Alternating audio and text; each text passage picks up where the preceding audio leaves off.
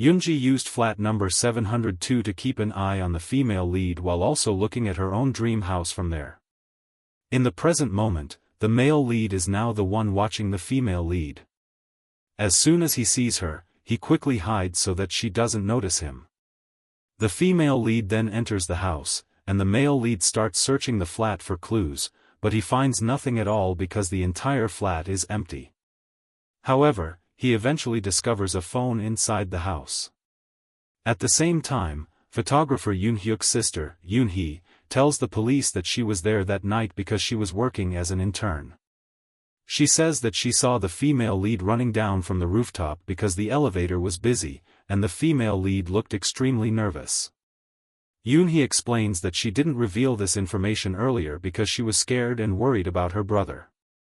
She feared that her brother might end up in the same situation as the other men who had been involved before. She adds that her brother used to be an underwater photographer, but now he is being manipulated and is forced to take small photography jobs for auctions and paintings. Yoon-hee also admits that she did not record the conversation that happened inside the dressing room. Detective Jo-young then comments that it seems like she is telling the truth. Meanwhile, the female lead is preparing for the auction and is about to leave when the male lead suddenly stops her and asks for 5 minutes to talk. She says she cannot because the auction is about to start. The male lead asks if she knows how much Yoonji knew about her and how Yoonji met her ex-husband Song-jae, and how she learned about the insurance policy. He asks if she doesn't want to know these things. The female lead replies that even if she learns the truth now, nothing will change. After saying that, she goes inside to conduct the auction. However, the auction turns out to be completely manipulated. The chairwoman has already shown all 5 paintings to a certain buyer and secretly tells him to purchase them at any cost because they will sell for a very high price and it will be worth it. At the same time, the MD plants another person in the crowd whose job is to keep raising the bidding price repeatedly. As soon as the auction ends, the police suddenly arrive and ask the female lead to come with them to the police station. She refuses, saying she is currently working. The police then inform her that she is being arrested as a suspect in Yoonji's murder case. The female lead is taken away, and as she leaves she looks at photographer Yoon-hyuk and the male lead. Meanwhile, the male lead is thinking about the female lead when he notices photographer Yoon-hyuk entering the parking lot with Yoon-hee following him. She asks him where he is going, and Yoon-hyuk angrily asks why she didn't tell him the truth earlier. She says that even if she had told him, he probably wouldn't have believed her. Ignoring her words, Yoon-hyuk heads straight to the police station. At that moment, the male lead receives a call from his hacker friend, who used to commit small insurance frauds by pretending he got injured while playing football. The hacker says he has unlocked the phone but there are many audio files, and since they are protected with fingerprint locks, it will take some time to access them. The male lead then heads to the police station as well. At the station, the female lead is questioned about where she was at that time. The detectives explain that the elevator footage shows Yoonji going to the rooftop from the 12th floor at 10:58, while the female lead went from the 10th floor to the 12th floor, and at 10:11 Yoonji fell from the rooftop. The female lead repeatedly denies seeing Yoonji and says the last time she saw her was at the party. The detective responds that they already have circumstantial evidence and can build a story around it. The female lead finally admits that she did go to the 12th floor, but when she checked the dressing room, Yoonji wasn't there. She says she also went to the rooftop, but by the time she reached there, Yoonji had already jumped. She panicked and ran away because she was afraid the blame would fall on her. The detective questions why she didn't call emergency services. She replies that nobody would have believed her anyway. Even after hearing this explanation, the detectives still do not believe her. Meanwhile, Junbeom learns that the female lead has been arrested and smiles. Photographer Yoon-hyuk then comes to meet the female lead and tells her that he completely trusts her. She reminds him that his own sister is a witness against her, but he says that doesn't matter because he still believes her and will do anything to help. The female lead then calls him closer and whispers something in his ear. The male lead, who has installed a camera there, tries to read her lips but cannot understand what she is saying. Suddenly Detective Song-gil enters the room and is clearly unhappy to see the male lead there. However, he needs the insurance files of the previous 3 victims who were interested in Yoonji. The male lead asks if he thinks the female lead will confess and whether they can even get an arrest warrant within just 12 hours. Song-gil tells him his work there is finished and asks him to leave. As the male lead exits, he briefly meets Soyun, Song-gil's wife, before leaving the station. Meanwhile, photographer Yoon-hyuk rushes into the royal auction building, and the male lead follows him, saying that the thing he is looking for is actually with him. Yoon-hyuk replies that they will find out the truth once they check the memory card. It turns out that the male lead had sent a video to a lip service analysis agency, a recording from when Yoon-hyuk met the female lead. The experts analyze the footage and identify the monitor room in the exhibition hall, noting the exact time when the female lead left that area. The timestamp shows that she left at 10:11, which proves she could not have killed Yoonji. Once the police see this evidence, they are forced to release the female lead. After she comes out, she meets the male lead and thanks him for revealing the truth. Detective Jo Young then tells the male lead that the case will likely be closed because it now appears that Yoonji took her own life. The male lead asks the female lead whether she believes that explanation, but she replies that it doesn't really matter anymore and walks away. The next day she returns to work at Royal Auction, where Yoon-hee notices her.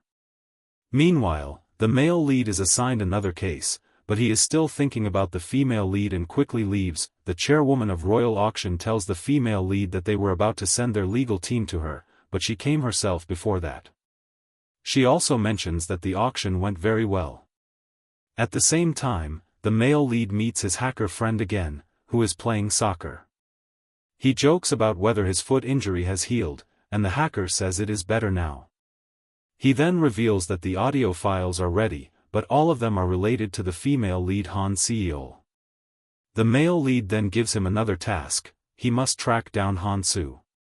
Han Soo is the same person who was once a suspect in the murder case of the male lead's sister, which had been reported as an accident. The male lead begins listening to all the recordings, but none of them provide any strong proof. Later, he stands looking toward the female lead's house, realizing that Yoonji used to watch her from the same apartment building. While observing the building, he notices that there are 2 dolls placed in front of the house. One clearly belongs to Yoonji because she was a TV anchor, but the other one suddenly catches his attention.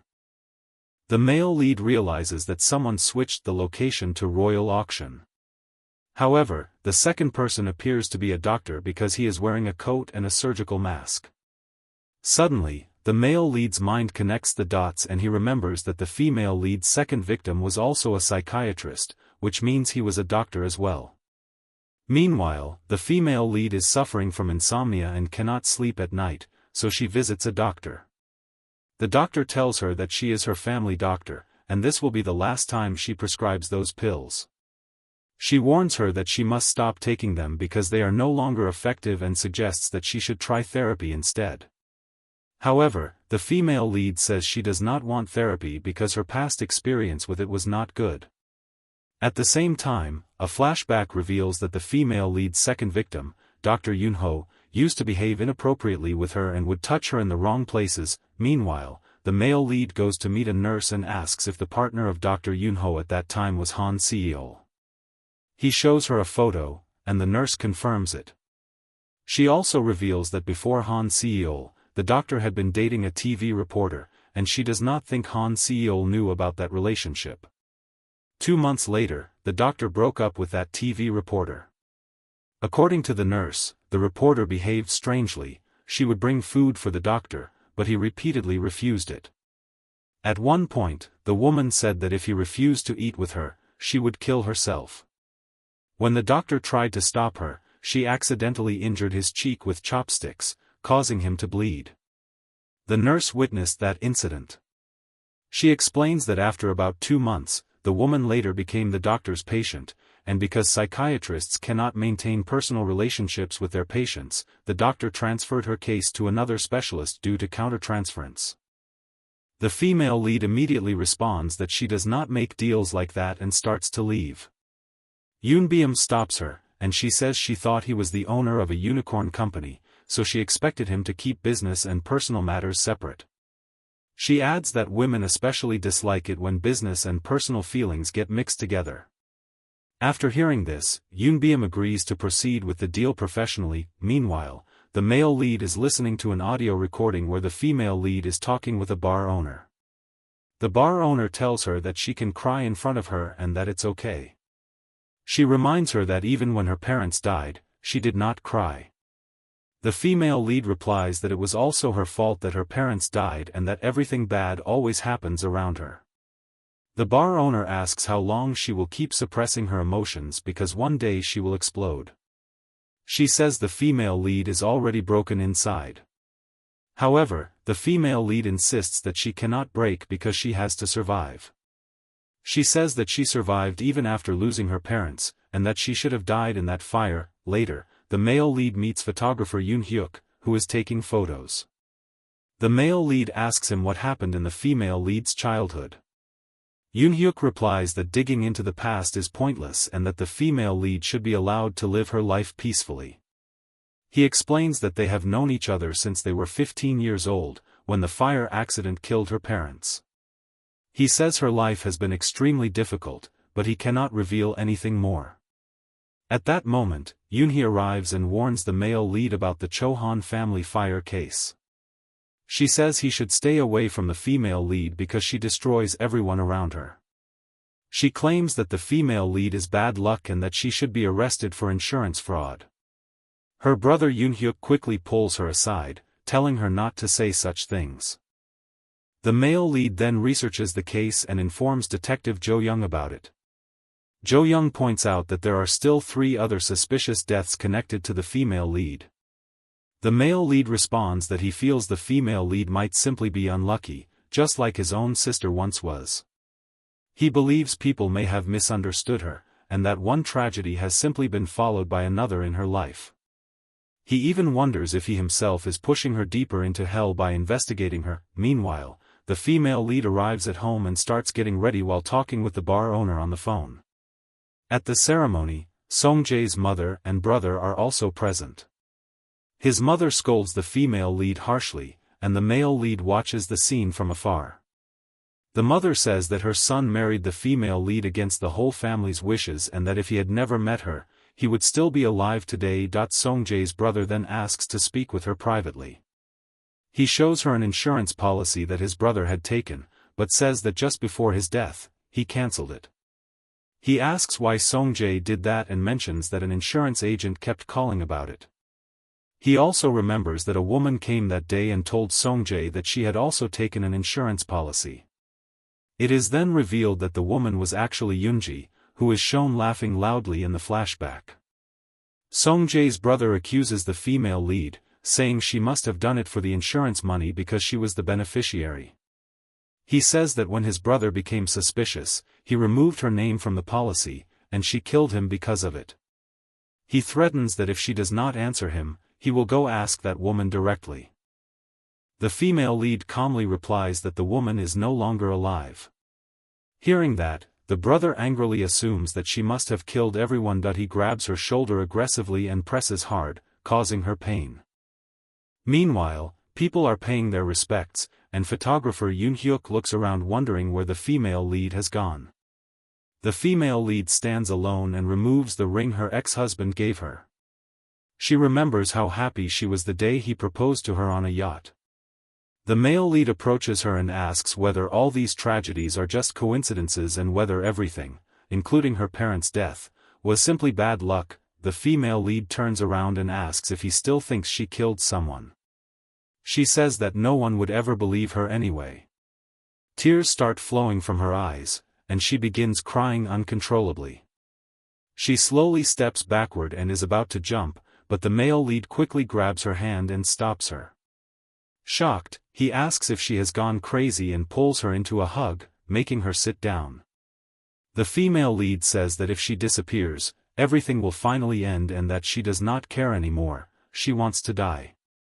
She asks why he is stopping her and what more he wants to know about her. The male lead replies that he wants to know everything about her. The two of them look at each other with tears in their eyes, and the episode ends suddenly at that emotional moment.